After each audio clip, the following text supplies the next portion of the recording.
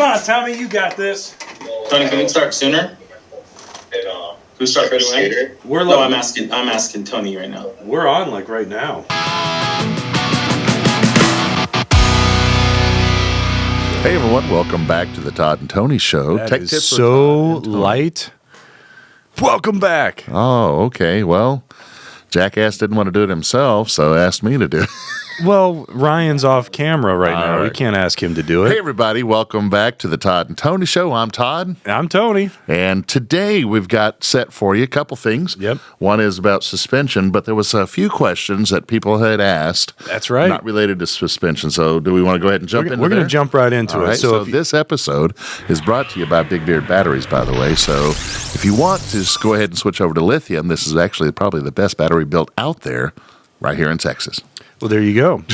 So, in the comments, go ahead and comment below if you have questions. This is how we're going to start every show. Right. We're gonna hit your questions. We're going to answer them to the best of our ability, and that's how this works, man. This is a community. Here we go. The first question is, and this person said that I understand this is kind of an obvious beginner, question. Yeah. How to fill the freshwater tank properly in general maintenance. How to fill freshwater tank properly. Yep.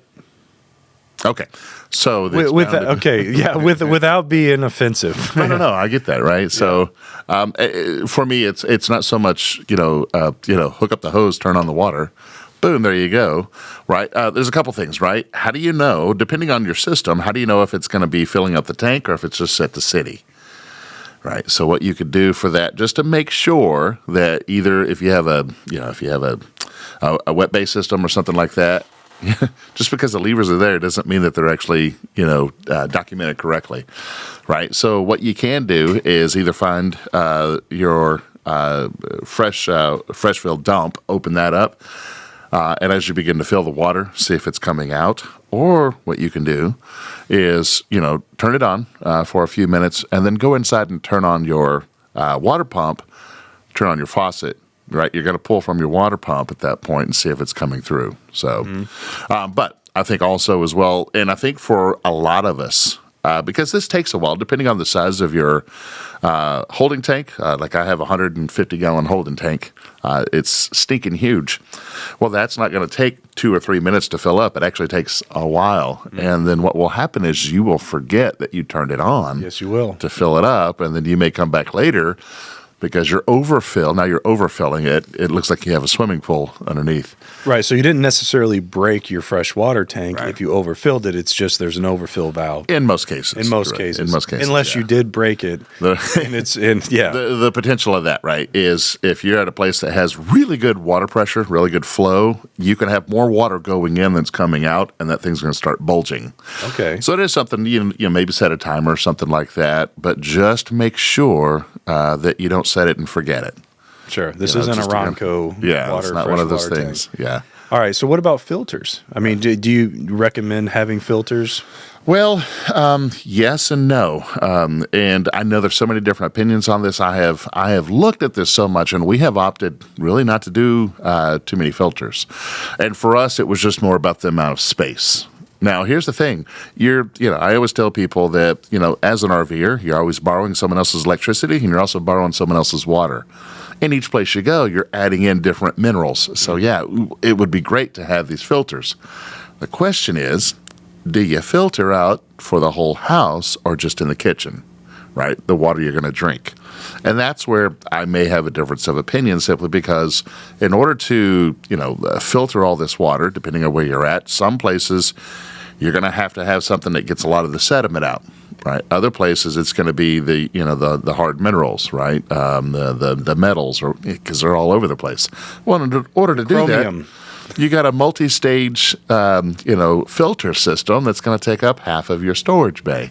Yeah. Or you could just set it up on your, kitchen sink area and just filter the water you drink. Yeah, I'm all for it. I know there's the reverse osmosis systems, but those, they split. Basically, you have the water coming in, and half of that right away is being, going into your gray tank, because it just There's so much wasted water. And it's almost toxic at that point because they pull out all the bad and leave it over there. That's toxic level waters, right? So, I mean, typically we buy bottled water, for us to drink. Again, I totally believe in it. Again, the concept is you're going somewhere else. You're always borrowing someone else's water, and you're adding, those minerals at that location, and the next location they may have different set of minerals. All of those begin to add up. They begin to show up in your holding tanks, then in your water heater, all of that. So, that regular maintenance is actually very needed. Right. And that is for showers, doing dishes, brushing your teeth. Yeah. We're not drinking our water from the fresh tank. Yeah. Right. And if you're drinking the water from the fresh tank, you're doing it right. Yeah. Well, I think. Why are you drinking water in the first place? Right? No, but I would say a lot of people, out of all of those, it would probably be a water softener, because you may be going to a municipality that has hard water, and I mean that's where tons of minerals come in. So having that water softener could definitely, help out, and it's not going to hurt your system. All right. So filling water, if you're in a campground, go ahead and fill. If you pulled in, you set up, fill your water tank 100%. While the first day you get there, right? If you're there for a week, fill up your water tank, because guess what? If the water gets shut off in the park, you have a backup, right? Or, it's good to exercise the motor, right? Absolutely. Yeah. Well, but when you're ready to leave, dump it down to where you just have enough to where you can, use the restroom and maybe do a little bit, but don't travel with a huge amount of water. Because 100 gallons is 800 and some odd pounds. That's a lot of extra pounds, weight. yeah. Because you have to take that away from your total cargo carrying capacity. Yeah. That's a lot of weight. Well, and it depends on the suspension you have. You can be riding flat. Which, man, that's a good topic today because we're talking about suspensions. All right, the next question was, Todd, what lubricant should you use on an awning motor in joints? Mine is jumping some when rolling in. All right. Well, a couple things. A lubricant is not necessarily needed. That's not what you said off camera. Yeah. So I will say this, right? So if it's jumping, I would have it looked at to see if there are teeth that have been misaligned or have been broken, because the way these work, there's really not much. What we want to do whenever I use any type of, say dry PTFE or silicone, a dry silicone, is to remove the dirt that is in that track. I never want to spray it on the motor, near the motor, right? Because that's electric, and I really don't want to spray all that in there.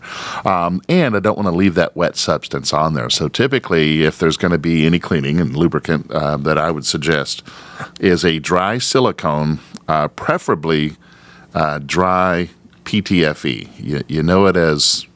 what is it, DuPont or whatever? Yeah, I don't know it as anything. Whatever. What do you know it as? PTFE. Polytetrene making stuff up citrate. There you go. There we go. It's got PTFE, right?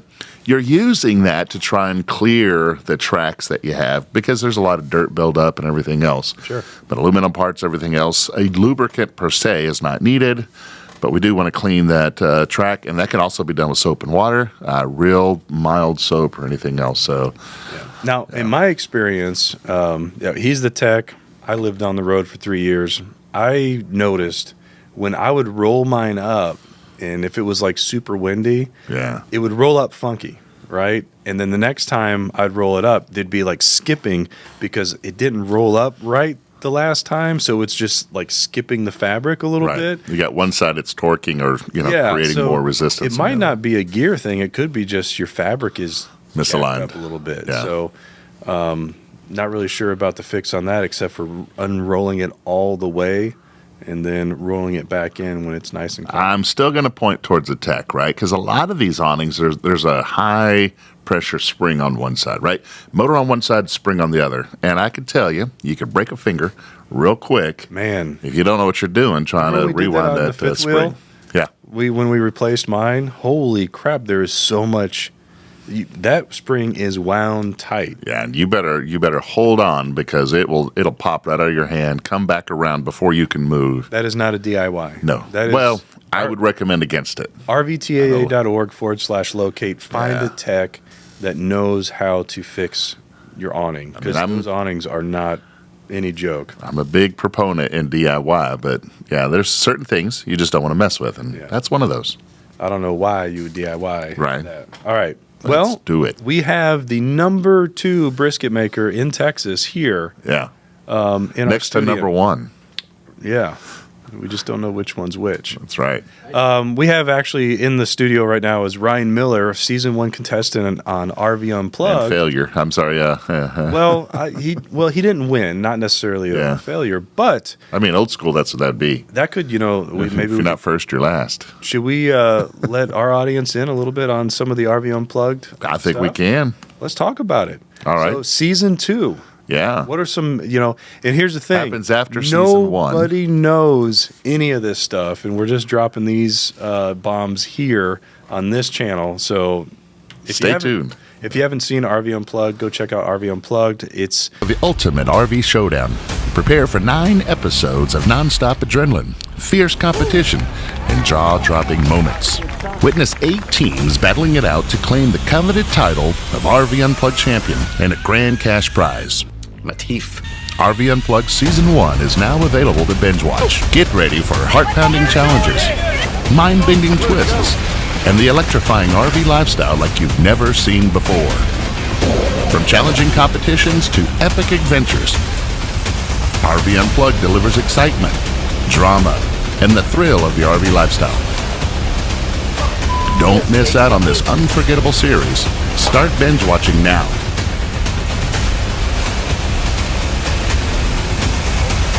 Not fair.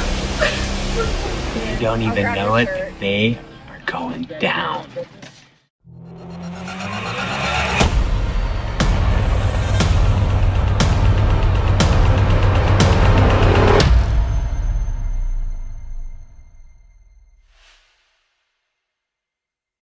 It's one of the premier channels. If you go to our homepage on YouTube, so I think we're really stepping up season 2. It's not even. I mean, it is a complete season 1 was awesome, but season 2 is it makes season 1 look embarrassing. It's legit. We're airplanes, the whole. So we're gonna tip it over and see which contestant falls out. Yeah. Most of them will. I'm hoping. Hey, while you're falling, put on a parachute. So we did come up with a. You want to talk about where it is? Yeah. See, both of us are actually trying to figure out how far. What can we say? What can we say? So. Actually, it's going to be east of here. East of here. It's far East Texas. It's going to be in Florida. Florida. Season 2 is going to be in Florida. Yeah. Which is going to be so cool in January. It will not be cool. All right. But we've upped the contestants to 10. Yep. We've upped the grand prize to $25,000. So the winner's going to get $25,000. What else did we do? We hired a Emmy Award-winning, and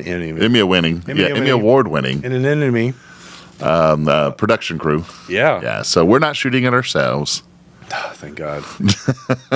That was so much work. Right. But if you haven't seen RV Unplugged, definitely go check it out. Season 1 was a blast. Can't talk about the games, but oh my goodness. Yeah. That's all I'm going to say. It's going to be nuts. All right. So one of the questions that we had was pertaining to suspension. And that's something that, you know what? We probably should reach out to some professionals on that, right? So we couldn't find them, but what we did do is we found Rich and Tommy Henderson. Well, not Rich Henderson, Rich Scott and Tommy Henderson from Henderson's lineup. Right. But they're also the super steer guys. These two are so awesome when it comes to information. Plus, they've created a ton of videos on the stabilizers, the different types of suspension. Did they have the suspension whisperer or something? They had not the horse whisperer. The what was it? The coach whisperer. The coach. You're not introduced yet. Sorry. The Coach Whisperer. Yeah. All right, so let's bring them on. It is Rich Scott and Tommy Henderson from Henderson's lineup and welcome. Super Steer. Welcome to the show. Thank you. I think there's applause going on right now. I can't hear because my headphones aren't on. It's all right. All right, so we did have some questions right off the bat, and this is what this channel is about. We want to answer your questions. We want this to be a community, a lot of back and forth. The first question was leaf springs. How do you maintain them? How do you know they failed? And, you know, Todd and I actually... We know how they fail. We know how they fail. We did a fifth wheel remodel, and when we got the rig to the shop, the leaf springs were perfectly flat. Shop? What are you talking about? We had to do it right there. Well, okay, yeah. Well, they were broken first. Right. The shackles were broken. The But then when shackles we were got gone. it to the shop, the leaf springs were perfectly flat, and we found out that they were the wrong size. Yeah. Somebody replaced them with the wrong size, and the rig was just like, One or too few. I'm gonna go ahead and squish this. Right. So, from y'all, I mean, what's your take? What do you do to maintain them? How do you know they failed? Well, it kind of depends if it's you're talking like a fifth wheel travel trailer or a motorhome. When we see problems with leaf springs, it's more often than not on a trailer. So yeah, it could be like you described. They're overloaded. They lose their arch. You want to have that arch in the spring because that's what gives you your travel. Trailer suspension already has very little travel to it. Those springs are typically pretty rigid, but if you've lost that arch, now that's even further restricting how much those axles can move up and down. So you're not only are you going to sit lower, but you may also have a rougher ride. So visually, right off the bat, if you look under there and there's no arch, you need to call somebody. Yeah, typically if it's a trailer. Now there are some applications where that is actually normal. If you look at the back of a Ford E450, they have a real big thick stack of leaf springs, and those actually will run 9 times out of 10 either flat or even a little bit of reverse arch on them, and they do ride pretty stiff in the back. And so there are things that you can do to help that. There are Super Springs makes a Super Spring leaf enhancer, which will kind of try to pick that up a little bit, regain some of that arch. Other cases, like the Ford F53 chassis, you're typically not running a whole lot of arch in those. Like the front leaf springs will typically be fairly flat. It's when you start getting into the reverse arch territory where it's a frowny face instead of a smiley face, then not to jump on you, but a Ford F53 chassis is typically found on a gas motorhome, right? So if you're driving a gas motorhome, you may be on a Ford F53 chassis.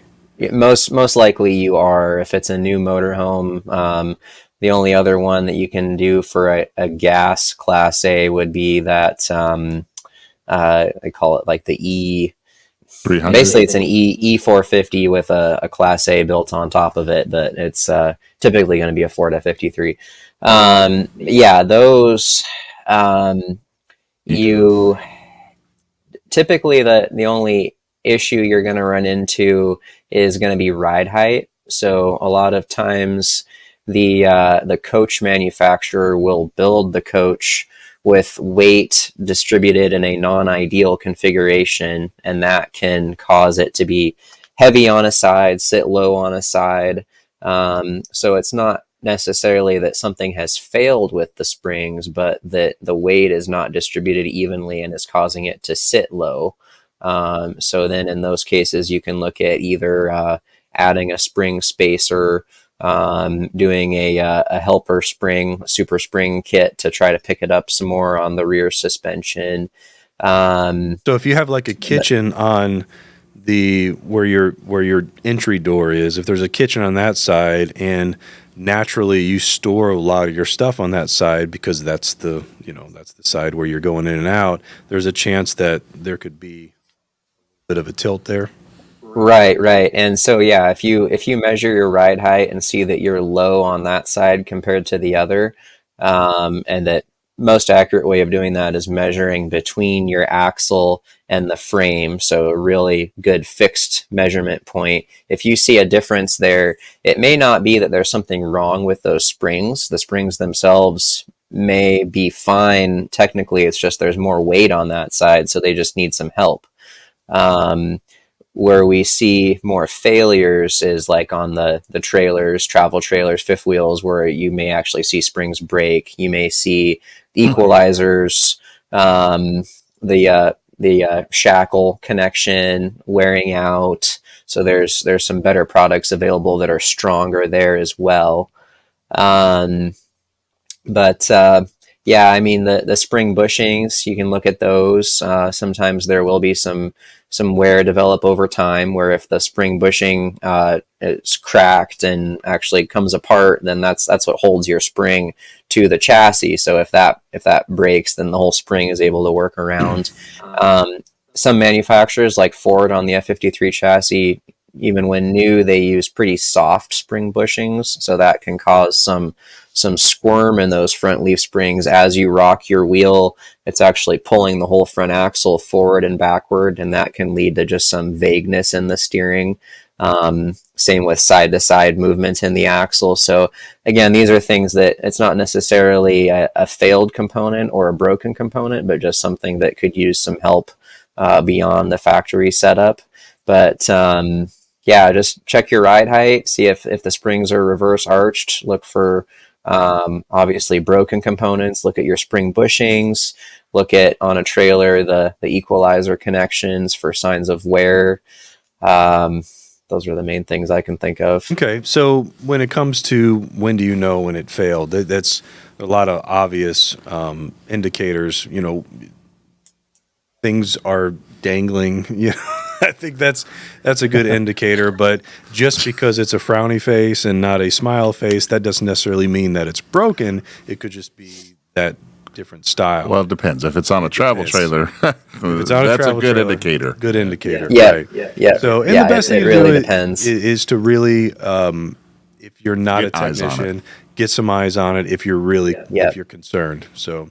Yep. Well, thank you, Tommy. The first topic that we wanted to talk about is kind of there's multiple opinions out there, and it's called the cheap handling fix. Now, to give you a little backstory, the first interaction I had with Rich was actually about the cheap handling fix. It had to have been, 5 or 6 years ago.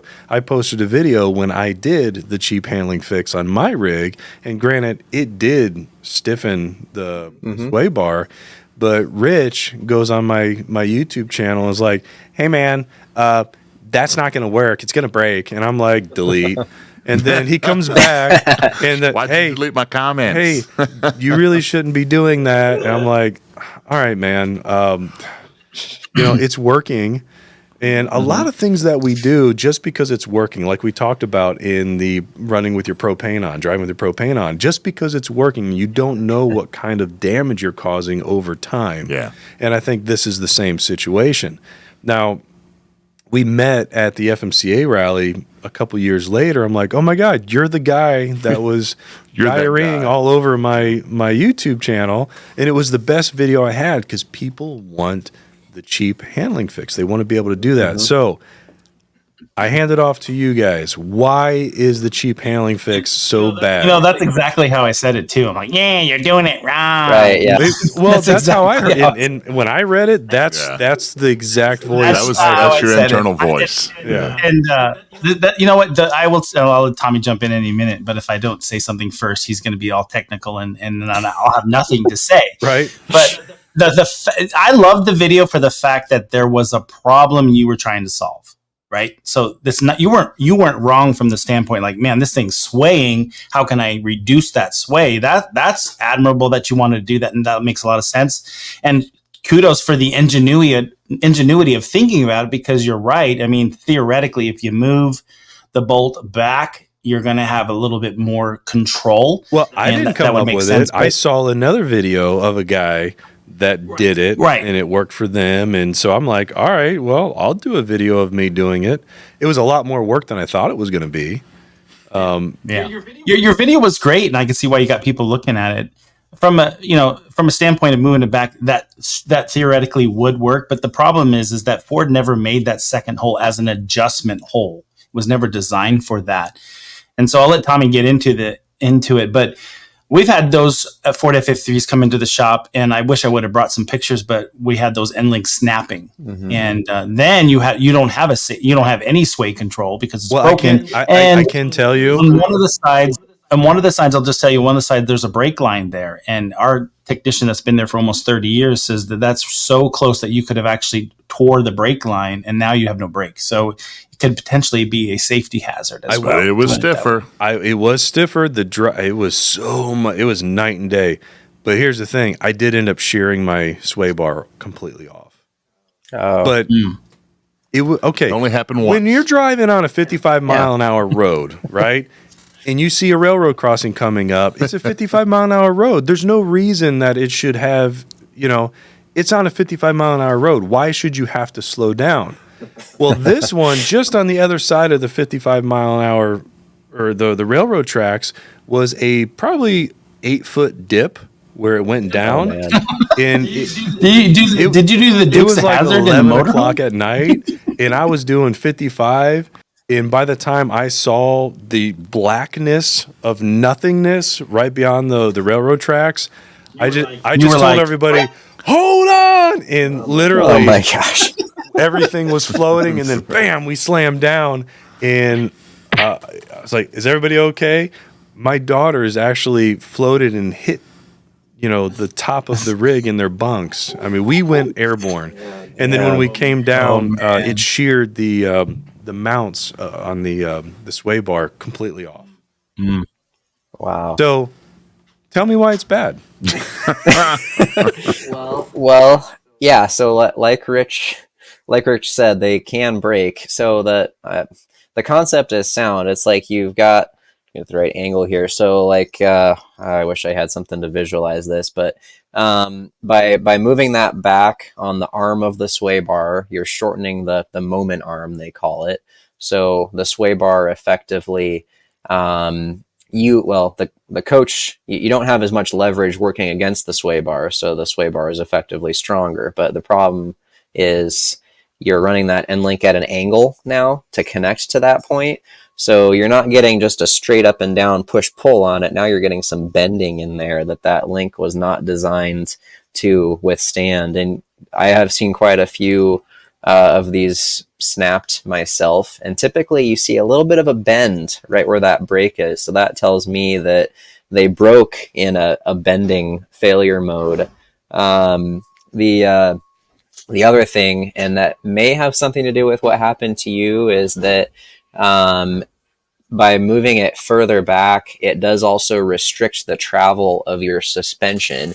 So what that means is, I've looked at the front of a coach that had the cheap handling fix done. They had the level air jacks down in the front, and because of the way they were sitting, the front axle was hanging. So tires off the ground. You could see that what was limiting how far down it was hanging was the sway bar links themselves.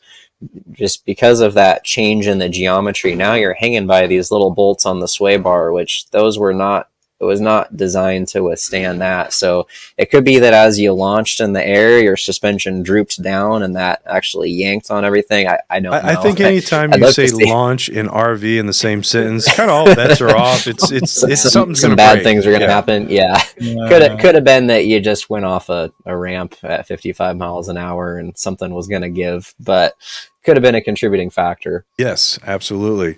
So you're saying it reminds me of that Robin Williams movie where he launches that, and that was an F-53. Now, I'll tell you, it held up really well in the show. Well, we were able to continue our journey. I did notice that it was a little sloppy, but with everything that just happened, I was surprised that we didn't blow out all of our tires and, bend the frame, and which I don't know if we did or not, but everything seemed to work, and I just replaced the 4 bolts that sheared off, and we were good to go. So what are some alternatives then if I don't do the So what's the expensive fix? yeah, what's the expensive handling fix? Yeah. I mean, just sticking with a theme. Well, I'll tell you. So, Tommy, Tony, Whoever I am. what was the year of your F-53? It was a 19 or an 18. So 2019. So the proof in the pudding is that Ford themselves changed the size diameter of that front sway bar. And if you look today, there's not two holes in the front of a sway bar anymore. They're gone. So even they realized that there was a change. So one of the things you can do to your question is we actually make and designed a thicker sway bar that'll bring it up to the level of the new ones. And we even have a heat treated version of that, which gives you more roll resistance. Maybe Tom, you want to talk about, and we also have bigger end links than the OEM versions as well. Oh, Right. Yeah. I didn't know you had bigger end links. Mm-hmm. You know what they say. It's important to have big end links. Yeah. It's important to say it too. Yep. Yeah, Expense. the factory front bar on those is 1 5/8". We went up to 1 3/4", and that heat treatment process as well. So that does add a lot. Ford went up to 2-inch. We're working on a further step to get all the way to that. But right now that 1 3/4" front bar is just huge improvement over that factory front bar, and we'll get you more. Hey, Tommy, what does your dad say? 1/8 of an inch. Every 1/8 of an inch increase in diameter on a sway bar. That's about 33% more roll stiffness. It does depend on specifics, but so yeah, it's a big increase. So and then so basically we're trying to fix a problem, which is swaying, right? And it's not all about the sway bar. There's other things that you can do to help with the sway, right? Yeah. So a sway bar is a spring, basically. So that's a spring that gets twisted when you lean one way or the other. With every spring, you need a damper for it to control the bounce. So if you just went with really stiff sway bars, but your dampers were lousy, then you're still going to get, it's not going to control that movement as well as it could. We see that especially on the sprinters, where we went to really good stiff sway bar on them, but we still get this kind of thing, and you need that damping along with it. So good shocks like the Conies, they make a big difference on the F-53 chassis. Also, another question I would ask is, what do you mean by sway? Because some people will confuse different things, like so tail wag is something that we see on the F-53 motorhome, where the back end of the motorhome kind of feels like it's shifting side to side. Somebody may describe that as sway, but it's not exactly the same thing. So we can separate those two things. I think at first, if we're talking about sway, I just took a right out of a parking lot and I'm shifting back and forth for the first 200 yards because it's just so floppy, right? So a sway bar, and see, I didn't even know that if you upgrade your sway bar, you may want to look at upgrading your shocks to the dampener side. That's good information. Sure. Yeah. I mean, if you're getting a lot of this back and forth kind of thing, to me that indicates the shocks probably, because what a shock absorber does is it dampens that motion. It's like you go from this big thing to that, versus a spring. It could keep bouncing back and forth for quite a while if there's nothing to dampen that. Okay. So the tail wagging the dog thing, that is actually a huge one for F-53 chassis. I remember driving down the road and then you see a semi coming and it's like, oh crap. All right. So as you see him get to the back of the rig, you start steering into it. And then as he gets closer, then you got to start steering out of it. And it's just, it's a constant battle on the road. And it used to drive me nuts. And I didn't realize that there's actually a product that you just put that in the back and it fixes it? Yeah. Man, so that's so exciting, Tommy. What product is it? And do you guys make it? Why we certainly do. Woo! That Man, is our. how cool is that? This is why Rich is it's on like here it's too, like 'cause an, he's it's the like more if I exciting did person. like this amazing assist and then you go do a layup. Like, boom. Yep. No, I'm just kidding. Yes, No, yes. and you know, viewers, this isn't a paid ad. This is a legitimate problem people have with F-53 chassis. Is the the back end, the tail wagging the dog. It's a serious problem, and there is a solution. And I wish I knew about it when I was traveling, because that would have been the first thing I bought. Because I started buying all this other crap, thinking that it was the sway bar or it was the shocks, and neither one of those fixed that problem. It did help the sway back and forth, but I was still fighting the steering when. Yeah, well, unlike the sway bar, which actually Ford makes one for it, there is no rear track bar on a Ford F-53, and that's what we actually are famous for, right? That's a Tom? sin. That's right. Yeah. So track bar versus sway bar, people get them confused. A track bar controls side to side motion. Sway bar controls lean. A track bar will cut down on a little bit of the sway, but that's not its primary purpose. So yeah. What happens is we talked about leaf springs and spring bushings, talked about how they can sometimes be kind of soft. Well, if those rubber bushings that hold those springs to the chassis are soft enough, that can let that whole axle shift side to side. Not to mention flex in the springs themselves. So that track bar, it does not let that axle shift side to side. It controls that motion. And really does improve your steering response, because now the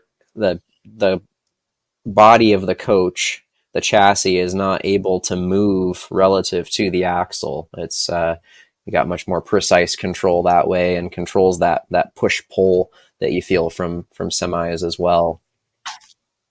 Can I interject something here? Because we're talking a lot about stuff, and you know, a lot of people buy RVs and they definitely don't say, man, I can't wait to look at the chassis. Oh my gosh, it's so, look at this. Get down here, Bob. Look at this chassis. It looks amazing.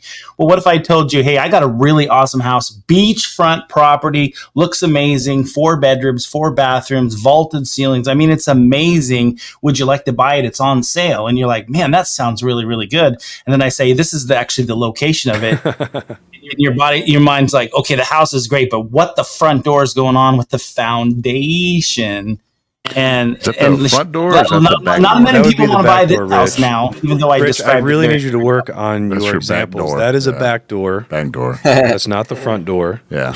But that was a That's good, I'll give you. By the way, I'll give you an the 8. rear wheels are on a motorhome, and that's where the track bar is. That's why I use the back door. So just Right. Well, definitely, you wouldn't want to buy an RV without getting an inspection. But Yeah. an inspector's not going to find a stock item that is just.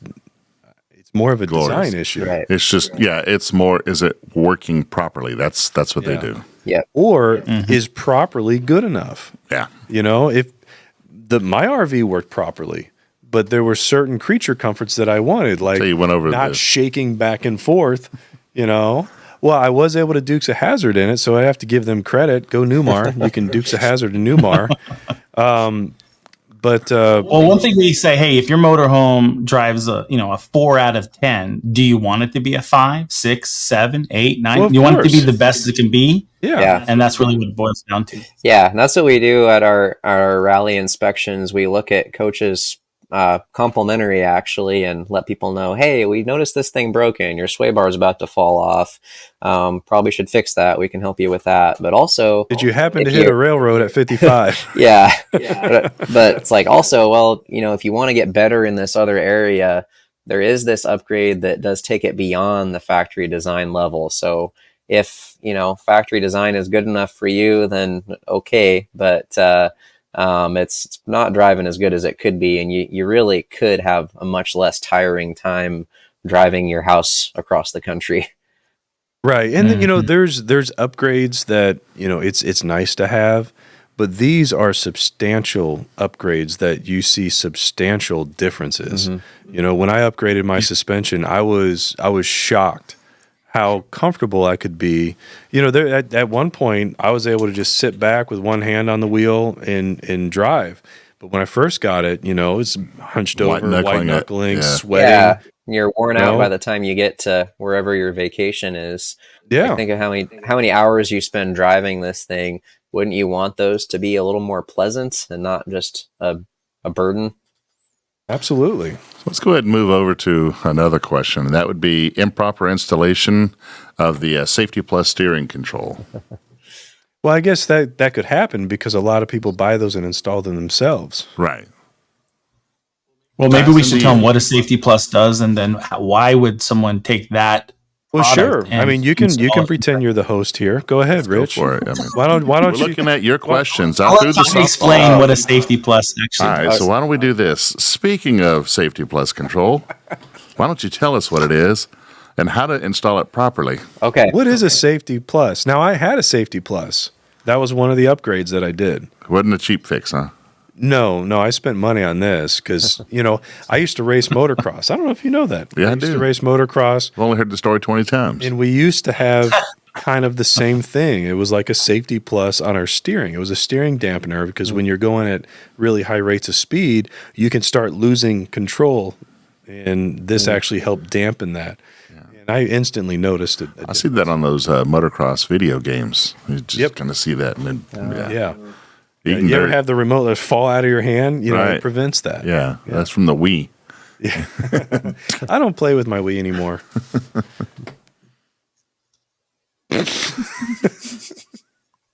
Wah, wah, wah. That was actually one of the best ones I had. So, he did it. He did it. All right, so softball question over to you. What do we do with the Safety Plus control? What is it? What is the Safety Plus control? What is it? Yeah, so it is a steering damper. It's not just a steering damper, though. They call it a steering control. So what that means is it's essentially a spring-loaded damper. So you've got that damping force. It's a shock absorber for your steering. So that can absorb impact from like a blowout. If you ever did get into we'd call that a shimmy, what you're describing. Motocross where you're beginning to back shimmy. and forth. Yeah, shimmy. Not a good thing when you're driving. So that it absorbs that sort of thing. But also it's spring loaded, so it has a really precise center point to it. Keeps you pointed straight down the road. A lot of times these motorhomes like the Ford F-53, the return to center is not great on them. You round a corner, you let go of the wheel, you hope it's going to straighten itself up, but it doesn't do that perfectly. There's only so much you can do from an alignment perspective to fix that, so the Safety Plus can help with that. Also, just having that precise center point can resist that push from passing trucks, from crosswinds, helps keep you pointed straight down the road. Protection in the event of a front tire blowout, too, is a big selling point for it. That's actually why it was developed by a truck driver back in the 80s, just to help maintain control. If you ever lose a front tire, that wheel can get jerked out of your hands. So having that spring-loaded damper can really help absorb a lot of that and help you maintain control. Now, I've heard that people are installing these improperly, and we're going to put some pictures up. Rich, tell us what we're looking at right now. So you're looking at 3 Safety Pluses. One of them is installed correctly. 2 of them are not. Can you guess which of the 2 that are not installed correctly?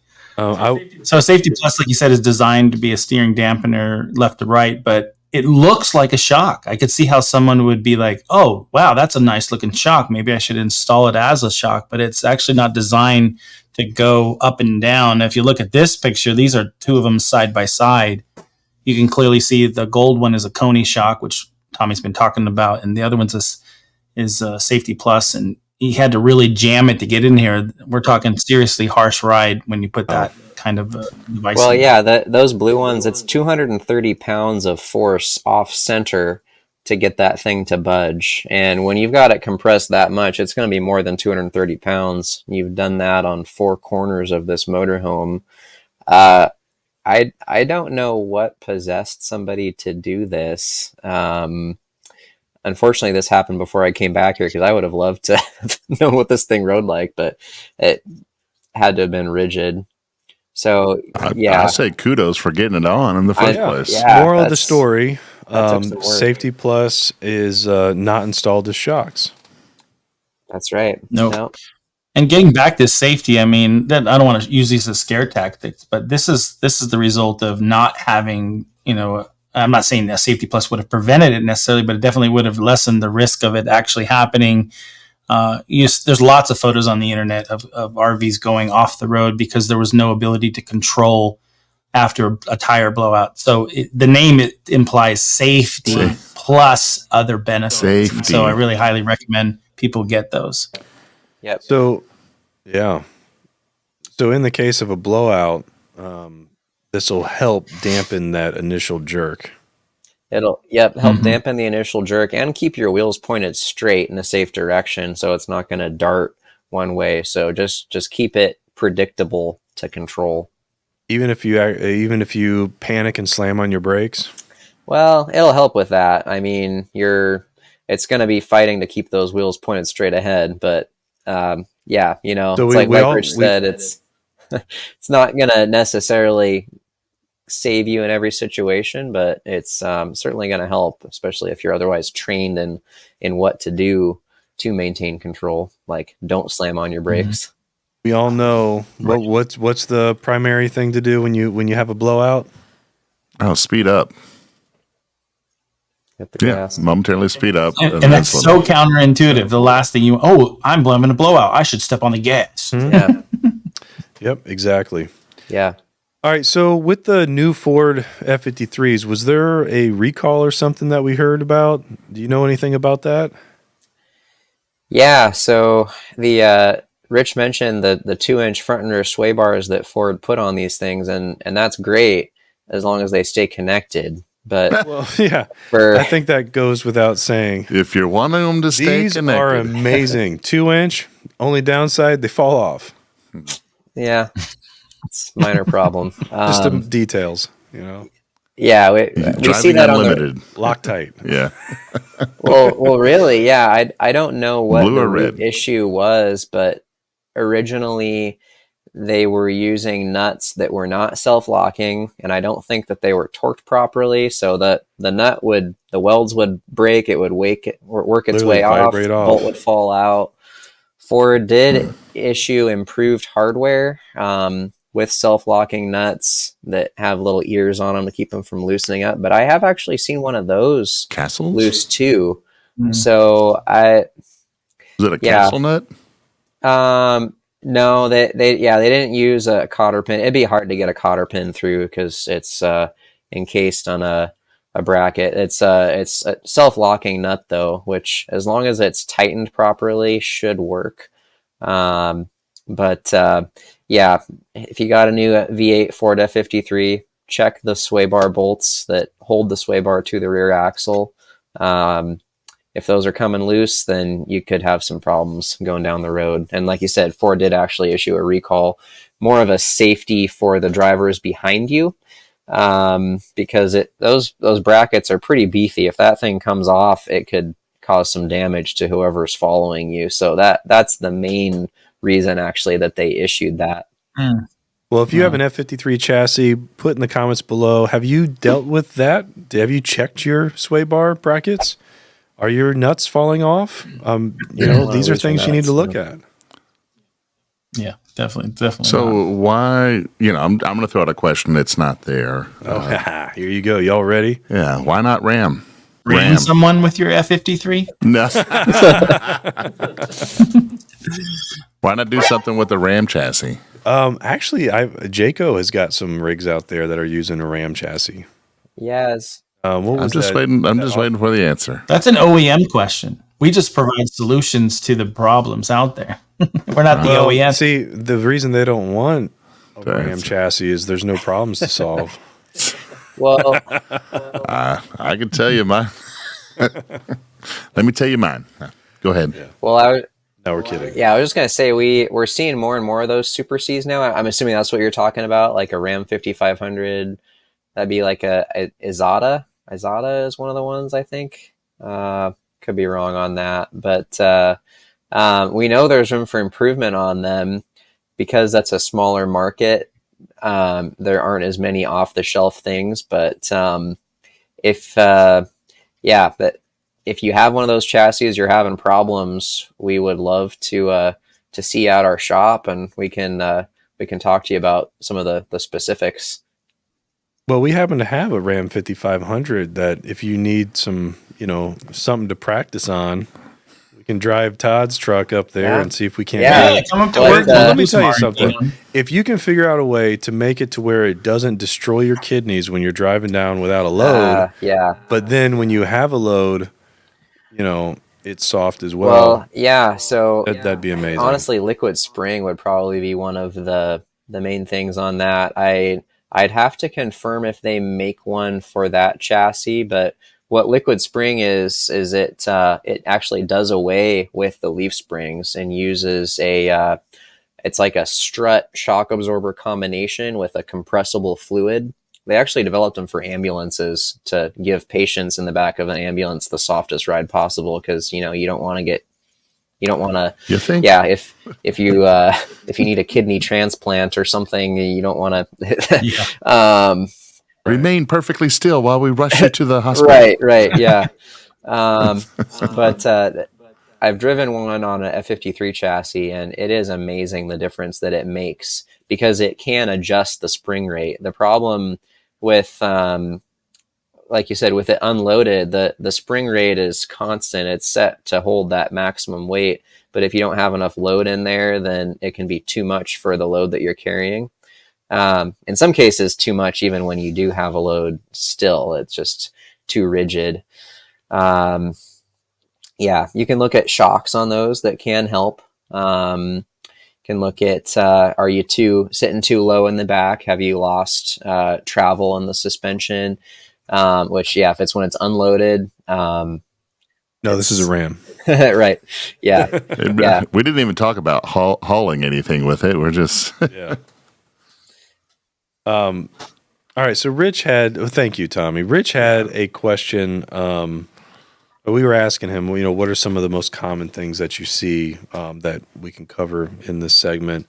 And broken body mounts on brand new coaches is something that he recommended. Is that a thing? Is that seeing that's a lot a great of that? question. So I'll just tell you what our experiences of late has been in the past. Earlier I talked about having a solid foundation, right? I'm not saying that every motorhome out there is bad. What I'm saying is when you buy a new home, you look at your foundation. That's number one. If it has stock parts on it, how well can I make this handle? That was the question. From 0 to 10, how well do you want it to handle? And so we have seen people come in with broken body mounts. Eric, one of our technicians, has been there for almost 30 years. There was the welds on them completely snapped, and the guy was going to drive up to Portland, which is like 4 hours from where we are. And I don't know if he would have made it. That thing could have sheared off. And if you don't believe that's possible, if you look at this picture right here, here's a photo motorhome laying on its side because it sheared off the mounts, chassis. And that's from the back. And here's a shot of it from the front. Was somebody in that when that happened? I don't know the specifics of it, but the reason why it wasn't just sitting on the side of the road. Right. So what happens? What happens to the person when 2 mile an hour wind? Because I see the steering wheel. The steering wheel, I guess, would rip through, and you would be. Yeah. So the chassis is there, but the top part's gone. Wow. Obviously, they bought the chassis and then put the motorhome on the top. So that's what I was expecting when I hit that railroad. I guess it depends on the seat. Is it bolted to the the house, or is it actually to the chassis? Yeah. It doesn't look bolted to the chassis. No, it doesn't. So he's laying on his side inside. Hey guys. So all right, hanging out. Henderson's lineup. We've worked together on making some informational videos, and y'all are really great with dealing with the public. How does somebody reach out to you? Why would somebody reach out to you?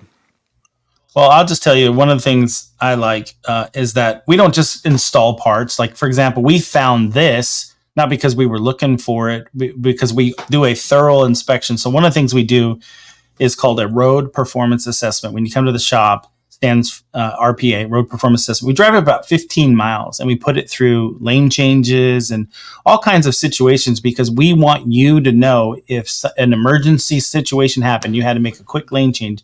Could you actually do it, or would you be off in the ditch somewhere? And so that's how we find stuff: broken body mounts, safety pluses installed improperly. Is that when you come back, you see all the broken mounts? What's that? Sorry. When you come back from the trip, is that when everything's broken? Yeah, that's how we actually increase our profit, because we're like, oh, look at that, we can do that, and we better fix that. We're going to do the off-road test now. So you go to a lot of, I hear you guys go to a lot of, not expos, but rallies, and you perform these free inspections. Yeah, actually, I don't. I'm a little thick, so Tommy's a lot thinner, and we just slide him right underneath those RVs, and he has no problem getting underneath them. Okay. Yep. Rich sits in the nice, In fact, comfortable car. our last rally, you found some interesting stuff at the last rally we were at there in back east. Yeah, Wyoming. You always see interesting things at these rallies, and one where a customer Freightliner coach has left rear airbag. The side of it was like this. It's like it had kinked and had developed actually a leak in the bag as that bag had stretched. So that thing was just getting ready to just plop down on that side, and he didn't know about it. What about this shocks that he lost his bolts? He didn't know his right front shock was just not connected on the top. The top of the shock absorber was just beating itself up on the mount, but and then the left or the right rear was either loose or missing a bolt as well. So he effectively had 2 out of 4 shock absorbers, and also didn't know about that. We see a lot of things. It's always worth getting some eyes on the chassis of the coach, because a lot of that's out of sight, out of mind. But just because you think you don't have a problem doesn't mean you don't. Most of these people had no idea that these things were going on. Out of sight, out of mind. Yep. Well, hey, thank you all for coming, Rich and Tommy. That was a lot of great information. We'll put your contact information in the description below. Comment below if you have any questions for Rich and Tommy. They'll probably go on here and be able to answer your questions in the comments. You know how to find that, right, Rich? Yeah, I just want to throw in one thing. Todd No, your and I time is have. up. I'm sorry. That was it. I did the closer, and that's where we say. No, I'm kidding. Go ahead.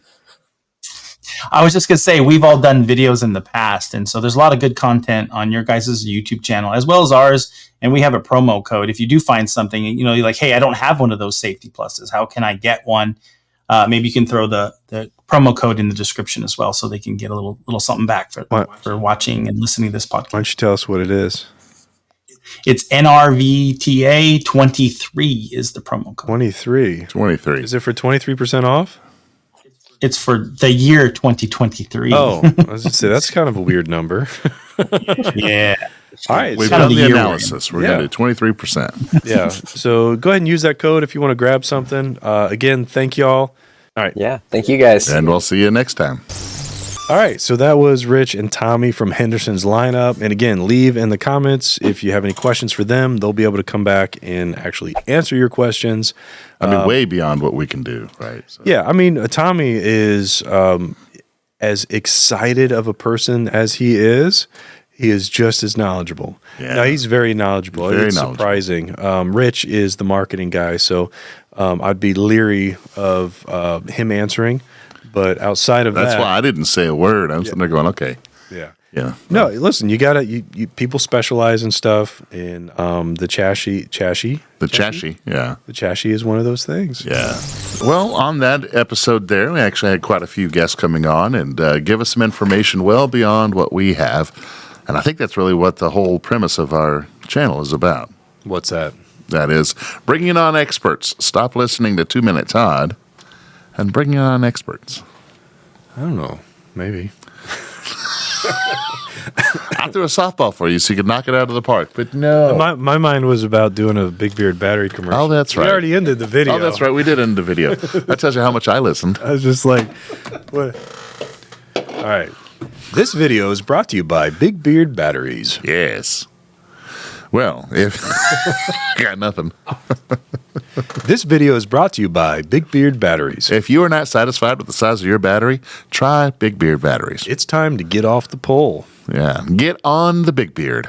That's right. Now, Big Beard batteries have active balancing. Now, Todd, what is active balancing? All right. So here's the thing, right? When we're talking about the batteries, the reason why you buy batteries is to use them. They're not just a little, shiny thing you stick off in the corner. Well, the problem is with most lithium batteries, in order for them to stay balanced, you have to be plugged into the pole. Well, why would you spend all the money in putting in lithium batteries if you're just going to plug into the pole, right? These are built to be used, and that active balancing means we can keep the cells inside the battery balanced even while you're using it. And we'll see long-term that's going to be a huge factor. We got a lot of people who have purchased batteries early on, and we're seeing 4 or 5 years are starting to swap those out simply because they started off with some great grandiose ideas, and of course it's just now older technology. So what you're saying is if you want to use these as a true boondocker and you're going to do deep discharges, you want that active balancing. That's correct. For the longevity of your battery. You're going to buy it, use it. Use it. Hey, thank you for watching the video. And if you have any questions, go ahead and put them below. We may use your question as one of our next episodes. Yeah. See you then. See you later.